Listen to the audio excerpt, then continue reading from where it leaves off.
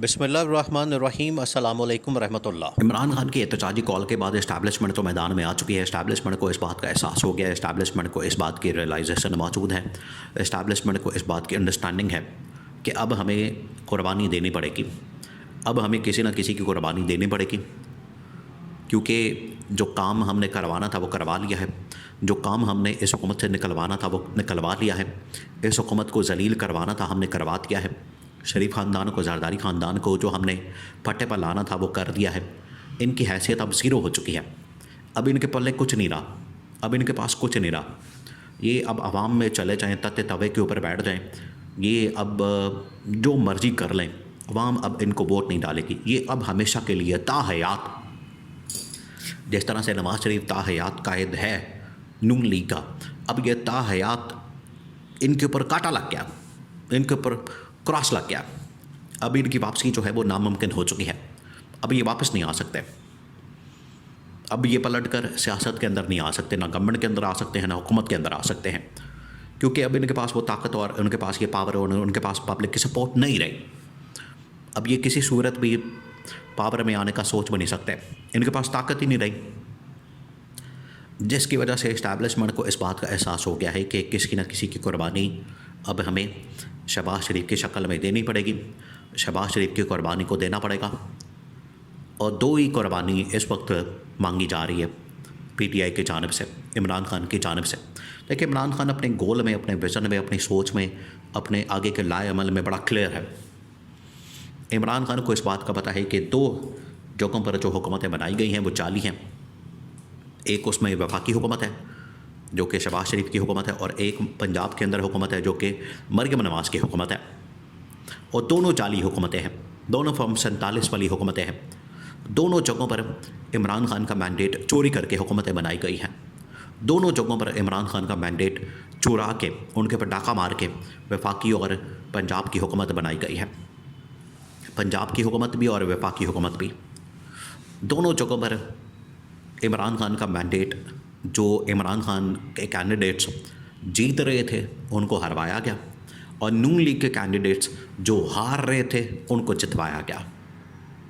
आज ये नून लीग वाले बड़ी बातें करते हैं कि 26वीं आईनी तरमीम से अवाम का क्या ताल्लुक़, जजेस की तैनाती, उनकी तकरीरों से अवाम का क्या ताल्लुक़, ऊपर जो सियासत होती है उससे अवाम का क्या ताल्लुक़।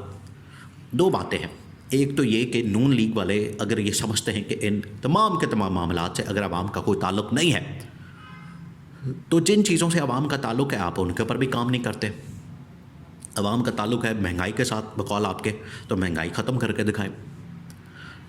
आवाम का ताल्लुक़ है बेरोज़गारी के साथ बकौल आपके, तो बेरोज़गारी ख़त्म करके दिखाएं। अवामी इशूज़ बकौल आपके, अवाम के ये ताल्लुक़ है इस अवामी इशूज़ के साथ, तो अवामी इशूज़ लोगों के मसाइल हल करके दिखाएं। थाना कचहरी, तालीम, सेहत, फिर उसके बाद महंगाई, बेरोज़गारी, कारोबार, ये लोगों के मसाइल हैं, बिजली के बिल, गैस के बिल, ये लोगों के मसाइल हैं, इनके मसाइल को हल करके दिखाएं। भाई आपने वो भी नहीं किया, फिर आप कहते हैं कि नहीं वो जो ऊपर हो रहा है उसका आवाम से कोई ताल्लुक़ नहीं। तो बात यह है कि इंसाफ हर पाकिस्तानी का हक़ है, उसको इंसाफ मिलना चाहिए, तो उसके लिए जजेस के पास जाना है तो बराह रास्त इनका ताल्लुक़ बन जाता है। जजेस की तैनाती किसने करनी है, कैसे करनी है, अगर वो जजेस की तैनाती और तकरीरी गवर्नमेंट अपने हाथ में, कंट्रोल में कर लेगी, तो आवाम का इसके साथ ताल्लुक़ है, आवाम बात करेगी। इनको बुरा लगता है, अगर कोई बात करता है तो इनको बुरा लगता है, आवाम का ताल्लुक़ बिल्कुल है इसके साथ। फिर ये कहते हैं कि नहीं, ये जो ऊपर आर्मी चीफ की एक्सटेंशन हुई या उनकी 5 साल बढ़ा दी गई, 3 साल 2 साल बढ़ा दी गई, 5 साल कर दी गई, तो इससे आवाम का कोई ताल्लुक़ नहीं। बिल्कुल है, पाकिस्तान की फ़ौज जो है पाकिस्तान की फ़ौज है, और हर पाकिस्तानी को उससे प्यार है, मोहब्बत है, वो अपनी पाकिस्तानी फ़ौज की तरफ देखती है। उसके सरबराह की अगर तैनाती में आगे पीछे एक्सटेंशन या उसकी मुद्दत मुलाजमत में तौसीक़ की जाती है, बढ़ाई जाती है, तो बिल्कुल आवाम का उसके साथ ताल्लुक़ है। इसी तरह से 26वीं आईनी तरमीम की जाती है तो आवाम का उसके साथ ताल्लुक़ है, क्योंकि आवाम अपने मुंतखब नुमाइंदों के ज़रिए से ऑपरेट करती है। अगर आप ये कहें कि आवाम के मुंतखब नुमाइंदे जो हैं वो आवाम के मुंतखब नुमाइंदे नहीं, अवाम के मुंतखब नुमाइंदों को हम इतनी हैसियत नहीं देते, उनकी कोई औकात नहीं है, तो फिर आप जमहूरियत को मुकम्मल तौर पर उसकी नगेशन कर रहे हैं, उसको नगेट कर रहे हैं, जमहूरियत को मुकम्मल तौर पर आप दफन कर रहे हैं।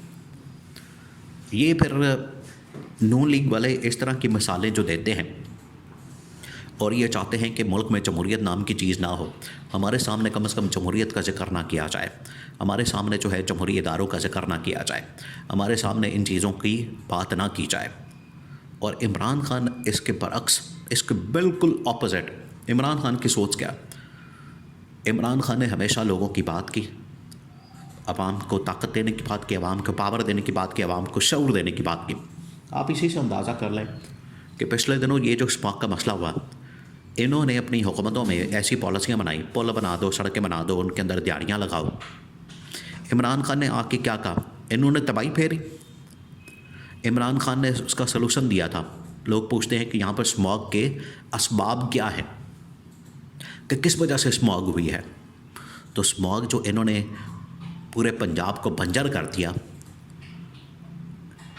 पूरे पंजाब को इन्होंने कमर्शियल बना दिया, पूरे पंजाब की ज़मीनों के ऊपर इन्होंने हाउसिंग सोसाइटियाँ और वहाँ पर अपने लोगों को नवाज दिया और ज़मीनें उनको दे दी, बंजर कर दिया।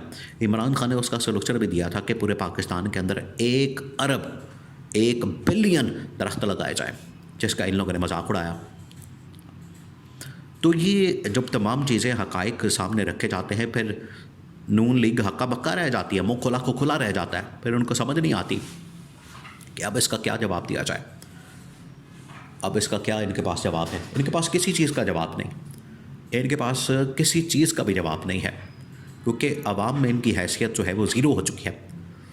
अवाम के अंदर इनकी कोई अहमियत नहीं है, अवाम में इनकी कोई पॉपुलैरिटी नहीं है, अवाम अब इनको ऑन करने को तैयार नहीं है, अवाम अब इनके साथ चलने को तैयार नहीं है, अवाम इनकी बात मानने को तैयार नहीं है। इस वजह से ये जो मर्जी कर ले। अब वो स्टेज आ गई है, वो टाइम आ गया है, वो वक्त आ गया है, वो लम्हा आ गया है कि जब कुर्बानी देनी पड़ेगी इनकी, और कुर्बानी के अलावा कोई ऑप्शन नहीं है। कुर्बानी दे के, इनको घर भेज के ही, छुट्टी करवा के ही आखिरकार मुल्क को एक स्टेबिलिटी की तरफ डाला जा सकता है, गामजन किया जा सकता है। वो एक डायरेक्शन बचती है, वो एक रास्ता बचता है। और ये इस्टेब्लिशमेंट ने बता दिया है कि या तो हमें फिर आपकी हुकूमत की कुर्बानी देनी पड़ेगी, शहबाज शरीफ की कुर्बानी देनी पड़ेगी, या फिर मुल्क की कुर्बानी देनी पड़ेगी। तो मुल्क तो रहेगा, मुल्क की खातिर मुल्क रहेगा, तो मुल्क की खातिर जो है वो कुर्बानी दी जा सकती है, मुल्क की कुर्बानी नहीं दी जा सकती। ये मैसेज शहबाज शरीफ को कन्वे कर दिया गया।